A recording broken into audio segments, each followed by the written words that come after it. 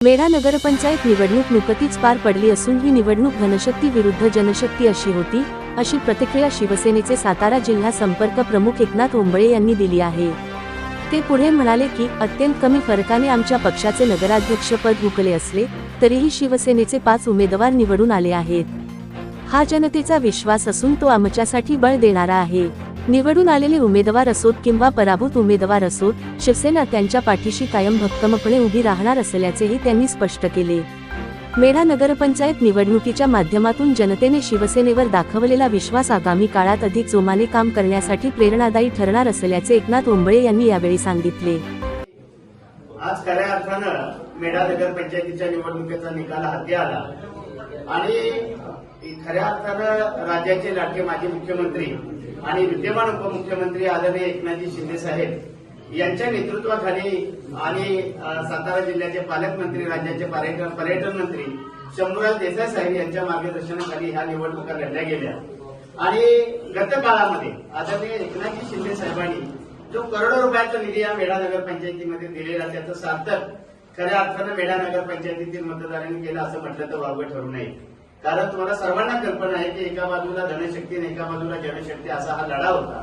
आमचे सगळे उमेदवार सर्वसामान्य कुटुंबातून उभे होते आणि सांगायला आनंद वाटतोय की म्हणजे प्रचंड असा पैशाचा वापर करून सुद्धा म्हणजे विरोधक म्हणत होते की 18-0 असा आम्ही विजय संपादन करू, पण मेढा नगरीतील माझ्या शिवसेनेवरती प्रेम करणाऱ्या मतदारांनी खऱ्या अर्थानं आमचे 5 नगरसेवक निवडून दिले या ठिकाणी आणि नगराध्यक्षाचा जो उमेदवार आहे तो फक्त 26 मतांनी आमचा पडलाय। म्हणजे नैतिकदृष्ट्या तो आमचा विजयच आहे असं म्हटलं तर अगदी वावगं ठरू नये। कारण सगळे उमेदवार हे आमच्या सर्वसामान्य कुटुंबातून लढत होते।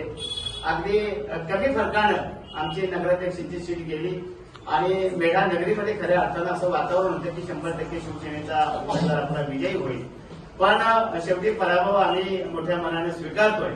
परंतु जे काही गत काळामध्ये सुद्धा म्हणजे अगदी गेल्या काही वर्षापासून मेढा नगरीतील नागरिकांनी मतदारांनी शिवसेनेला भरभरून असं मतदान केलेलं आहे। येणाऱ्या काळामध्ये देखील या मेढा नगरीतील मतदारांचं असंच प्रेम शिवसेनेवरती राहावं। निश्चितपणे त्यांचे मानावे तेवढे उपकार कमीच आहेत। येणाऱ्या काळामध्ये राज्याचे नगरविकास मंत्री आणि जिल्ह्याचे पालकमंत्री आदरणीय शंभूराज देसाई साहेब यांच्या माध्यमातून पुन्हा एकदा तो विकासाचा धडाका मेढा नगरीमध्ये आदरणीय एकनाथजी शिंदे साहेब आणि पालकमंत्र्यांच्या माध्यमातून चालू राहील अशी ग्वाही तमाम मेढा नगरीतील शिवसेनेवरती प्रेम करणाऱ्या नागरिकांना या निमित्तानं देऊ इच्छितो।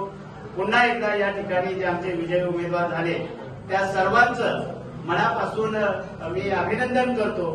तसेच अगदी दुपारी जिल्ह्याचे पालकमंत्री आदरणीय शंभूराज देसाई साहेब यांचा फोन आला आणि त्यांनी सर्वांना शुभेच्छा दिल्या आणि उद्या सकाळी त्यांनी स्वतः बंगल्यावरती या सगळ्या उमेदवारांचं अभिनंदन करण्यासाठी आपल्याला बोलवलेलं आहे। तरी निश्चितपणे या ठिकाणी अगदी जे आमचे पराभूत उमेदवार झाले ते सुद्धा अगदी सर्वसामान्य कुटुंबातून होते, पण त्यांनी सुद्धा अनेक आमिष प्रलोभनं त्या आमच्या सर्वसामान्य उमेदवारांना आली, पण अगदी शिवसेनेच्या प्रेमापोटी ती सगळी बंधनं, ती सगळी जी प्रलोभनं होती ती खऱ्या अर्थानं जुगारून लावली आमच्या सर्वसामान्य उमेदवारांनी आणि आज एका ताठमानेनं स्वाभिमानानं ते सगळे शिवसेनेसोबत उभे आहोत। त्यांना देखील आदरणीय पालकमंत्री साहेबांनी सांगितलं की खचून जाऊ नका।